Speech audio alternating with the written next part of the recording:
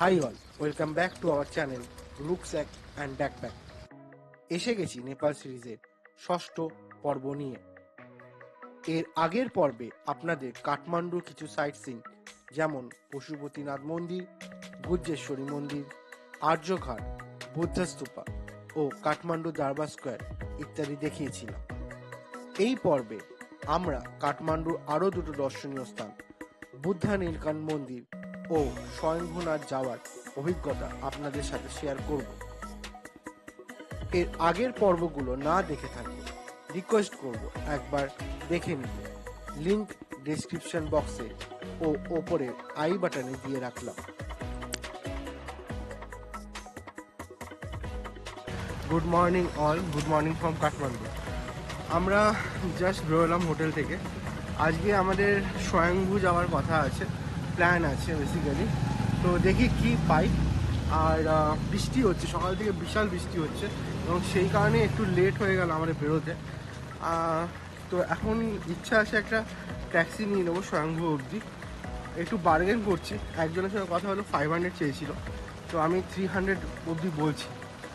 চলো দেখি কতটা পাই।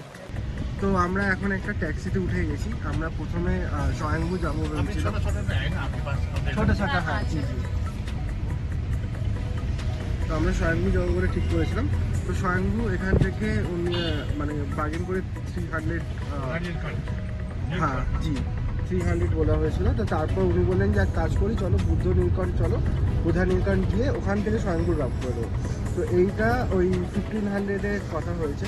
তো উনি আমাদের বুদ্ধা নীলকণ্ঠ দেখাবেন और তারপর আমাদের স্বয়ংভূতে ড্রপ করে দেবেন। भैया आपका नाम क्या है? उत्तम कुमार। हाँ, आपका नाम उत्तम कुमार है? अरे बाप रे, वो तो हमारा फेमस हीरो है ना बंगाल का।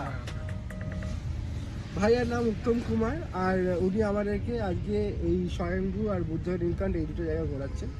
চলো আমাদের সাথে ঘুরতে থাকো।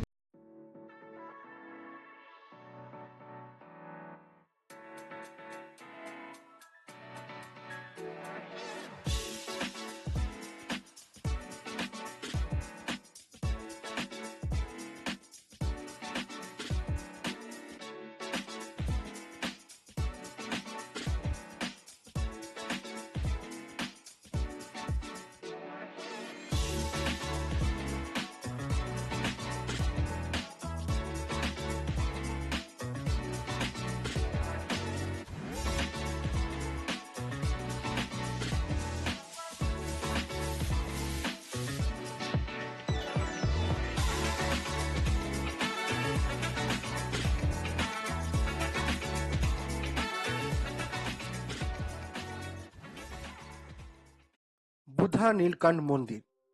এই মন্দির ভগবান বিষ্ণুকে উদ্দেশ্য করে নির্মাণ করা হয়েছে। এখানে ভগবান বিষ্ণুর একটি বিশাল বড় শোয়ানো মূর্তি রয়েছে। এই মন্দিরটি নারায়ণথান মন্দির নামেও পরিচিত। বুদ্ধা নীলকণ্ঠ নামের অর্থ হল নীল গলা বুদ্ধ বা পুরাতন নীল গলা, যা ভগবান শিবকে বলা হয়। সমুদ্র মন্থনের সময় যে গরল বা বিষ বেরোয় তা মহাদেব পান করেন এবং নীলকণ্ঠ নামে পরিচিত হন। অনেকেই মনে করেন যে এই মন্দিরে যে জলের উপর ভগবান বিষ্ণু শুয়ে আছেন তার রোগ ক্ষত নিরাময় করতে পারে।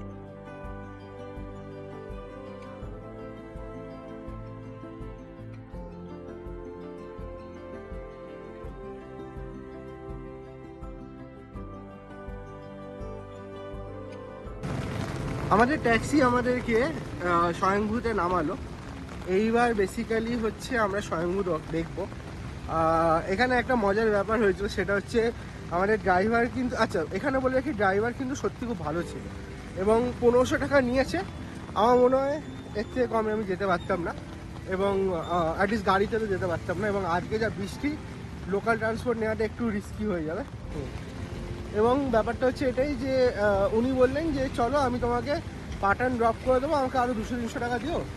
এখানে পাটান দূর আছে, কারণ ওর পাটানেই একটা নেক্সট কাস্টমার ওয়েট করছে, একজন ফরেনার ওয়েট করছে। তো বললো আমি তোমাকে পাটান ড্রপ করে দিচ্ছি। আমি ঠিক আছে, তুমি আমাকে পাটান ড্রপ করে দাও, আমি তোমাকে 1700 দিয়ে দেবো আর তুমি আমাকে এইটা ঘুরিয়ে দাও। তা বলে যে না স্যার সরি, আমার মনে হচ্ছে টাইম শর্ট পড়ে যাবে, ওখানে তো ওরা ফরেনার, আপনারা তো জানেন ও তো চেঁচামেচি করবে, তো আপনি আপনাকে এখানে ড্রপ করেছে। ঠিক আছে তাই করো।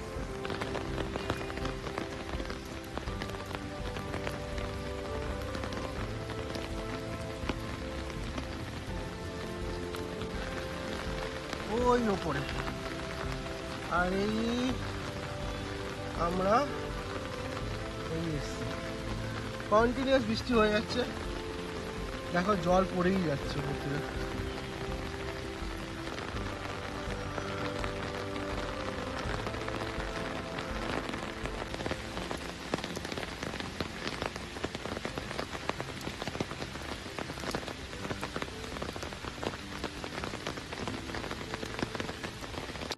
আমরা স্বয়ম্ভুনাথ পৌঁছে গেছি অলমোস্ট আর কি। বেসিক্যালি এখানে আর কিছু স্টেপস বাকি আছে, বাট এইখানে হচ্ছে টিকিট কাউন্টার আছে। তো টিকিট কাউন্টারে টিকিট কেটে নিয়েছি। দুটো টিকিট হচ্ছে নেপালি 100 রুপিস 50 করে 60 কান্ট্রির জন্য। আর এখান থেকে কাঠমান্ডু শহরের একটা খুব ভালো ভিউ দেখা যায়। আজকে যেহেতু বৃষ্টি হচ্ছে তো ক্লিয়ার নেই, কিন্তু বৃষ্টি ভেজা কাঠমান্ডুর শহরের একটা ভালো ভিউ পাচ্ছ, দেখো।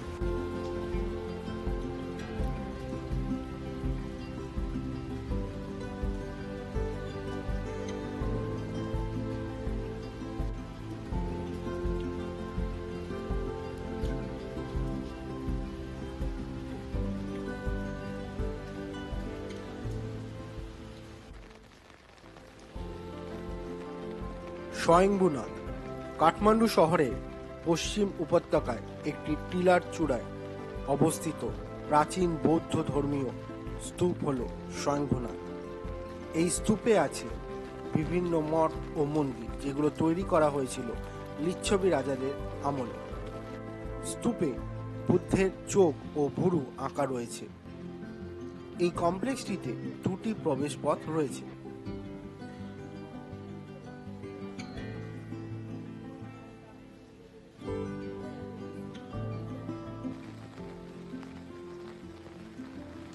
স্বয়ম্ভুনাথের বেশিরভাগ বৈশিষ্ট্যই নেওয়া হয়েছে বৌদ্ধ ধর্মের বর্জ্যযান অংশ থেকে, তবে এটি বৌদ্ধ ধর্মাবলম্বীদের সাথে সাথে হিন্দু ধর্মাবলম্বীদের জন্য একটি শ্রদ্ধার স্থান।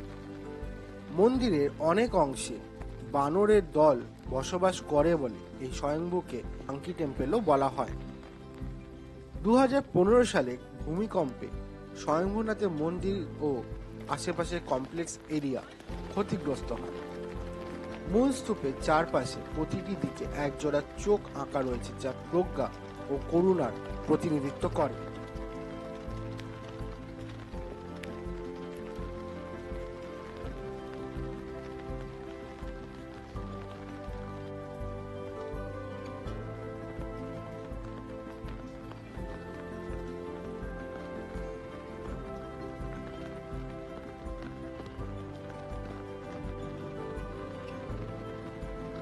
স্বয়ম্ভুনাথ মন্দির থেকে কাঠমান্ডু শহরের একটি অসাধারণ ভিউ পাওয়া যায়, যদিও বৃষ্টির দিনে সেই সৌন্দর্য অনেকটাই কমে এসেছিল।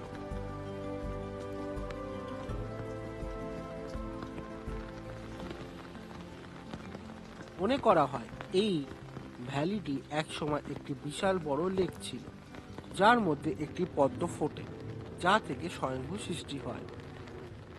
তবে এও মনে করা হয় যে 1300 শতাব্দীতে বা 13 সেঞ্চুরিতে রাজা মানদেবের আমলে এই মন্দির প্রতিষ্ঠা করা হয়।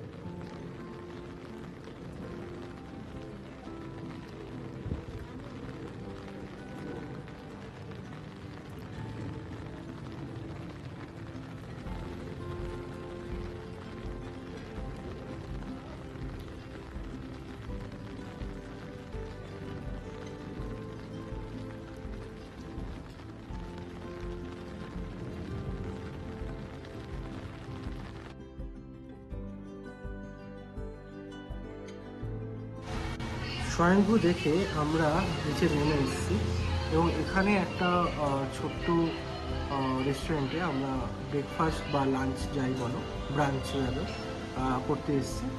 তো 2 প্লেট মোমো বলেছি, এখন ব্যাপারটা হচ্ছে বাইরে বিশাল বৃষ্টি হচ্ছে এবং এই বৃষ্টির জন্য খুব একটা কিছু করা যাচ্ছে না, মানে বেশ ভিজে ভিজে যাচ্ছি, লোপার দুটো ভিজে গেছে, আমারও জামাটা বেশ ভিজেছে। আমরা বুঝতে পারছি না, এখান থেকে পাটন মোটামুটি ওই 7.5-8 কিলোমিটার। তো আমরা বুঝতে পারছি না যে আমরা পাটন যাব নাকি থামেলে আমাদের হোটেলে ফিরে যাব। আগে খেয়ে নিই, তারপর দেখা যাবে।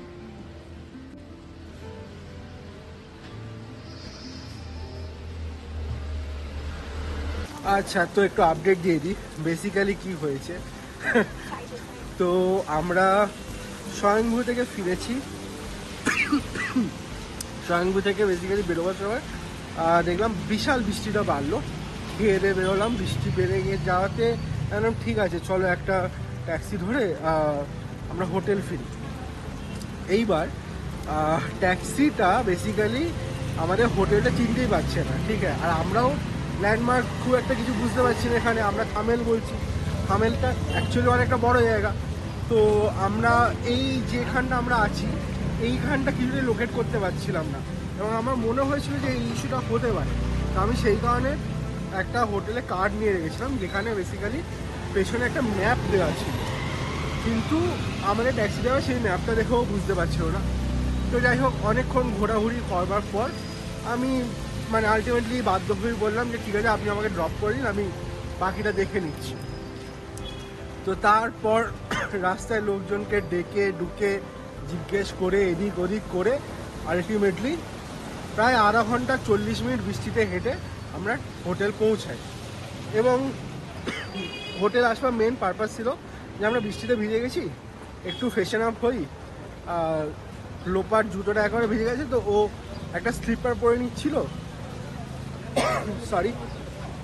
তো স্লিপারটা পরে নিয়ে তারপর বেরোতাম। তো আমরা ওই মিনিট 15-20 একটু হাত পা শুকনো করে মুছে তারপরেই মিনিট 20 পরেই বেরোলাম।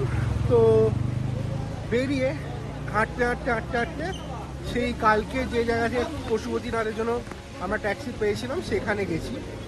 গিয়ে ওখান থেকে প্রায় 45 মিনিটস টু 1 আওয়ার আমরা ওয়েট করেছি, কিন্তু কোনো ক্যাব পাঠান দরবার স্কোয়ার যেটা সেখানে যেতে রাজি হয়নি।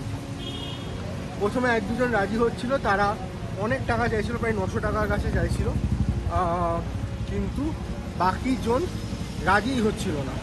তো অনেকক্ষণ ওয়েট করে শেষে বিরক্ত হয়ে এত আর কনস্ট্যান্ট বৃষ্টি পড়ে যাচ্ছে, কনস্ট্যান্ট, মানে আজকে পুরো দিনটা বেসিক্যালি বৃষ্টিতে ওয়েস্ট হয়েছে। সকালবেলা তাও ওই স্বয়ংভূ আর নীলবুদ্ধাকাণ্ডটা দেখে নিয়েছিলাম বলে, বাট আদারওয়াইজ পুরো আজকে দিনটা আমাদের খুব একটা কিছুই করা হয়নি। সানি ডে থাকলে আই এম শিওর বাকি দুখানা পয়েন্টও ঘুরে নেওয়া যেত। তো এখন বেসিক্যালি আমরা সন্ধ্যেবেলা ওই মানে তখন বাড়ি ফিরলাম 5টা নাগাদ, হোটেল ফিরলাম। ফিরে একটু চুপচাপ বসেই ছিলাম রুমে। তারপর লোপা বললো ঠিক আছে, কী হবে বাকি মানে বাড়িতে বসে ঘরে বসে একটা কাজ করো, চলো আমরা বেরোই, একটু থামেলের মধ্যেই হাঁটি, হেঁটে কিছু পছন্দ হলে কেনাকাটি করবো, নাহলে এমনি জাস্ট একটু টাইম পাস হয়ে যাবে। তাই বললাম ঠিক আছে, তাই চলো। তো আমরা তাই বেরিয়েছি এখন একটু এদিক ওদিকে ঘোরাঘুরি করবো।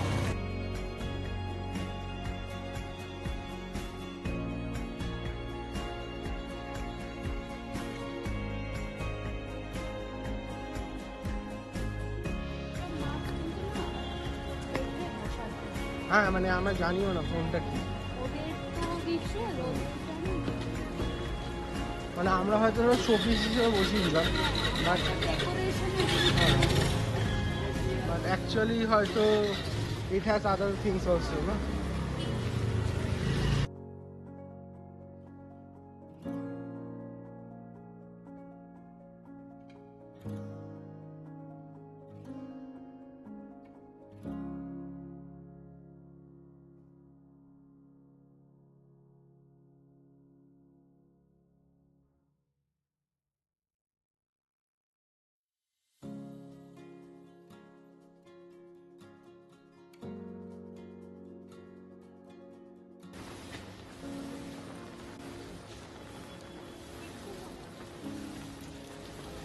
মানে আগে জোরে যে পড়াটা সেটা একটু চিপচিপ করে ছুটছে।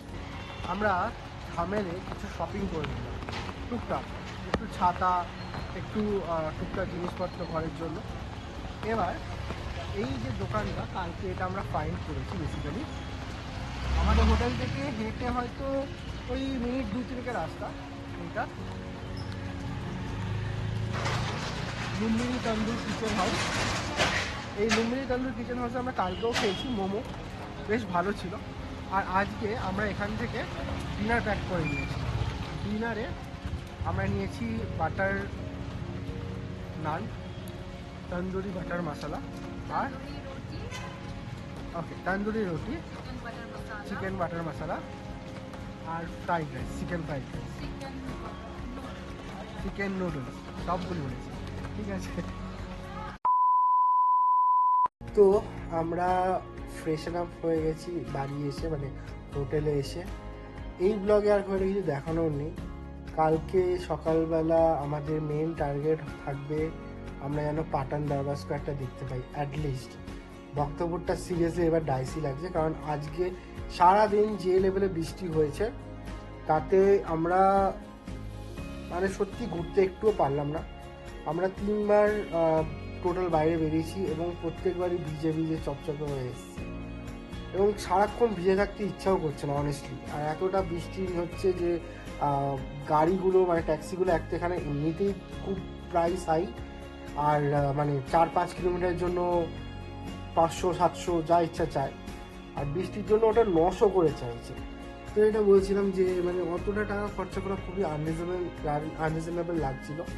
সেই জন্য আমরা মানে আজকে অনেক মানে প্রায় 1-1.5 ঘন্টার উপর আমরা দাঁড়িয়েছিলাম চকটাতে। কোনো রকম কোনো ট্যাক্সি পেলাম না শেষ অবধি। হোটেলে এসে ফ্রেশন আপ হয়ে তারপর থামেলে একটু ঘুরলাম। যাই হোক, কালকে আমাদের মেন টার্গেট থাকবে পাঠান দরবার স্কোয়ার। দেখি কালকে কীরকম ওয়েদার থাকে। ফোরকাস্টে দেখাচ্ছে অ্যাজ ইউজুয়াল পুরো 100% বৃষ্টি। আর একটা যেটা জিনিস করতে হবে সেটা হচ্ছে কালকে আমাদেরকে প্রায়োরিটিতে বাস পার্কে একবার যেতে হবে, এবং বীরগঞ্জের জন্য কি বাস আছে সেটার খোঁজ নিতে হবে। তো এখান থেকে বলছে যে বীরগঞ্জে যাওয়ার জন্য 7 ঘন্টাও লাগতে পারে, 8 ঘন্টাও লাগতে পারে, 9 ঘন্টাও লাগতে পারে, depending on the road condition. আর লাস্ট 2-3 দিন ধরে যেরকম টানা বৃষ্টি এখানে হচ্ছে তাতে ল্যান্ডস্লাইড হতে পারে বা এমনি জ্যাম তো লেগেই গেছে। তো সেই কারণে আমরা এখন একটা কনফিউশনে আছি যে কী করব। আমরা কালকে রাত্রেবেলার জন্য বীরগঞ্জের বাস ধরে নেব, নাকি আমরা পরশু সকালে মানে সানডে সকালবেলায় বেরোবো। তো সেটাই এবার কালকে গিয়ে দেখি আলটিমেটলি কী ইনফরমেশন পাওয়া যায়, সেই অনুসারে এদের আমরা কাল রাত্রে না হলে পরশু সকালবেলা আর্লি মর্নিং বেরোবো। আজকে যেন ব্লগটা এখানে এন্ড করছি। ভালো লাগলে একটা লাইক, শেয়ার এবং সাবস্ক্রাইব করে দেবে। চলো টাটা।